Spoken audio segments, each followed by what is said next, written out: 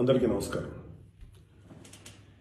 ఒక జనసేన కార్యకర్తగా కాదు, ఒక ప్రభుత్వానికి సంబంధించిన ఎమ్మెల్సీగా కాదు, లేకపోతే ఒక కుటుంబానికి సంబంధించినటువంటి వ్యక్తిగా కాదు, ఒక సినిమా మనిషిగా కాదు, ఒక మామూలు హ్యూమన్ బీయింగ్గా నేను ఈ మాట మాట్లాడుతున్నాను.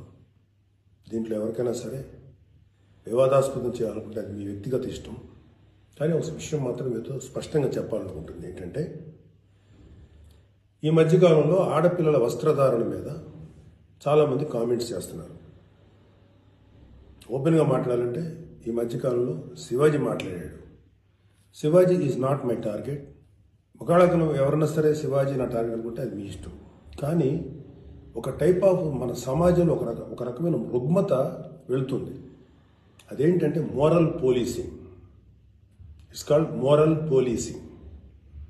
ఎంత మిత్తులో బతుకుతున్నారంటే సామాన్య జనం చాలామంది ఈ మేల్ చావనిస్టిక్ సొసైటీ, మగ అహంకారంతో ఉన్నటువంటి మన సమాజం, ఆడపిల్ల ఎలా ఉండాలి, ఆడపిల్ల వస్త్రధారణ ఎలా ఉండాలి, ఆడపిల్లలు ఎలా మాట్లాడాలి, ఆడపిల్లలు ఏం మాట్లాడాలి, ఏమి మాట్లాడకూడదు, దీని మీద ప్రతి ఒక్కడు, అతను పండితుడు కానించి పామరుడు దాకా ప్రతి ఒక్కడు ఆడపిల్ల ఎలా ఉండాలో మాట్లాడతారు.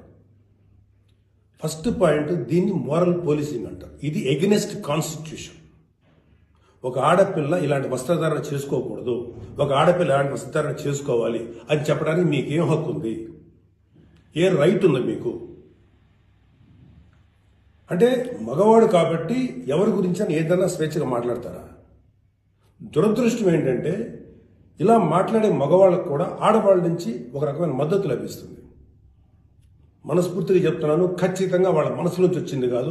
అందరి యాక్సెప్టెన్స్, భర్త ఏమనుకుంటాడో, ఆ చుట్టుపక్కల మగవాళ్ళు ఏమనుకుంటారో, ఇంకొక వ్యక్తులు ఏమనుకుంటారో అనే మాట్లాడే ఆడవాళ్ళే తప్ప ఎన్నరగా ప్రతి ఆడబిడ్డకి ఒక సెల్ఫ్ రెస్పెక్ట్ ఉంటుంది.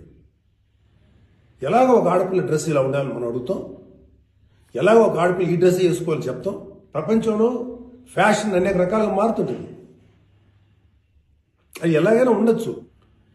దయచేసి మన చెల్లెలు, మన తల్లి, మన చెల్లెలు అందరూ మనవాళ్లే, మన బిడ్డలే. ఆడపిల్ల కాబట్టి ఆ అమ్మాయి ఇలా ఉండాలని చెప్పే హక్కు మనకు లేదు. నేను ఇవాళ మీ అందరి ముందు ఒకప్పుడు నేను కూడా అలాంటి ఇన్ఫ్లుయెన్స్లో ఉండి తర్వాత రియలైజ్ అయ్యే తప్పు కదా, నాకేం హక్కు ఉంది, ఒక ఆడబిడ్డ ఇలా ఉండాలి అని చెప్పే హక్కు నాకేముందని చెప్పి నేను మార్చుకొని నేను అటువైపు వెళ్తే నాకు ఇంకొక రకమైన ప్రపంచం కనపడింది. అరే వాళ్ళు ఏం తప్పు